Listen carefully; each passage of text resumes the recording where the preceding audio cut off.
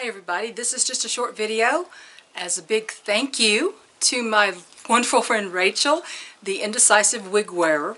I'm going to link to a video that she did up here, and let me tell you, the reason I'm thanking Rachel is she has redeemed this beautiful wig for me. I intended for her to keep it, but she said, no, this is yours. So she sent it back to me, and I want to show you. And I'll tell you what it is in just a minute. Look at this. This is Raquel Welch heat-friendly fibers now. Okay? Look at this.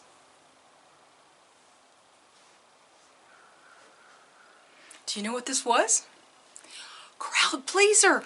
This is my crowd pleaser that I wore so much. And she was frizzy and lifeless, and I said, you know, Rachel, I'm going to send this to you. I know you like to play with these wigs. If you can renovate her, you keep her. She's yours. And she worked with her and she made a video on how she did it. I want you to look at that because this is going to save you a lot of money in the future. So pay attention to Rachel. She's the wig whisperer.